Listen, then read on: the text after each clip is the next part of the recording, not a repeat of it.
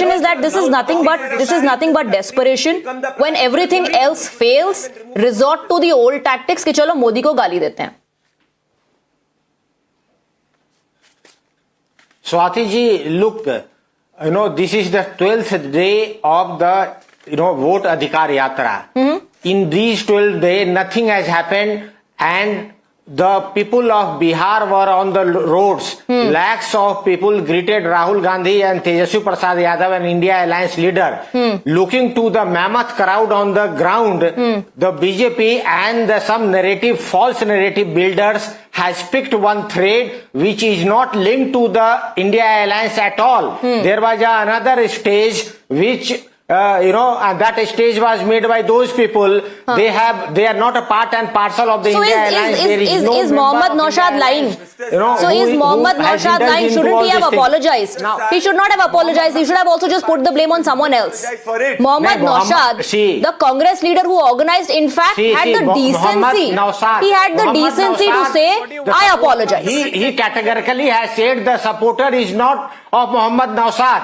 But if anyone has said something, he said, okay, we will apologize because we believe in the non-violent communicating skills. So you're saying the BJP. So you're saying the event is of the Congress RJD, flags of the Congress are being waved there, they are being raised there, but somehow BJP supporters infiltrated into the crowd and started abusing the Prime Minister. The narrative is that there is nothing of this sort has happened. There is no member who is indulged in all these things. The 12-day Yatra is very successful. After looking to the success of the Yatra, the false narrative is going. False narrative. Suhel said the Yatra is so successful. The Yatra is so successful that according to Professor Mehta, BJP is riled up and BJP is now sending its people to go there and create a false narrative.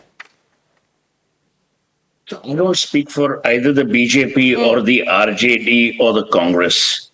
As far as I'm concerned, abuse is abuse no matter who does it. And all political parties in this country have been guilty. I only want to make one distinction. Narendra Modi is no longer a politician alone. He also occupies the office of the... Tell this chap to keep quiet. 1 second. All these... this drama he can unfold later. Modi is the Prime Minister of India. So when you attack and abuse Narendra Modi, you also abuse the office of the Prime Minister. That, to my mind, should be avoided as far as possible. A. B. I believe that Rahul Gandhi comes from a family that has had enormous dignity in public life. I would find it hard to believe that a person of Rahul Gandhi or Priyanka Gandhi's legacy or lineage would resort to this. But the problem is, Swati, that when leaders don't talk, no matter which political party, it is seen as sanction. And that is the tragedy of Indian politics today. If the Prime Minister, or let's forget the Prime Minister, let's say the head of the political party called BJP, or the head of the political party, in this case, Mr. Kharge, if they don't say something, it's automatically assumed that it has social and political sanction. That needs to be avoided. And the last point I will make is that where is civility gone? This advocate gentleman, Mr. Jain, he talked about Parliament and all that. Look at where Parliament civility has gone. Over the years, it has completely been destroyed. Earlier we used to be alarmed if people said tu, ta, ye, wo. Today it's a free-for-all. So the point that we need to make and the question that we need to ask is what will restore civility in public life? What will restore civility in public discourse? What examples are you setting for the youth of this country? Forget the youth I don't care whether the guys are supporters of the RJD or the BJP or the Congress. There are young people today who will then have the wherewithal and the license to say, if this person can speak like that, so can I. Parliament is a sacred temple of democracy. The things that you say in Parliament, if they're not expunged, form part of historical record. Right. So I believe that the media, without taking political sides, should actually discuss the debasement of political discourse as an issue. And no matter who is guilty or who is not, comes later. But the fact is that All political parties have been doing this of late. And when I say of late, I would say the last 15, 20 years. You know, my view here is very simple. You cannot have the level of debasement, because if you use debasement as a tool of communication, and I don't know what that professor meant by non-violent communication. Communication by nature is non-violent, unless you use your tongue to slap someone.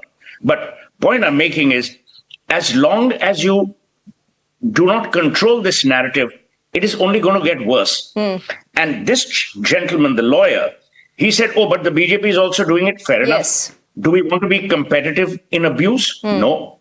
It's not. If the BJP does it, the Congress should. Then what is the distinction? I mean, your logic is, oh, but the BJP started it, someone else did it. It's an erroneous argument.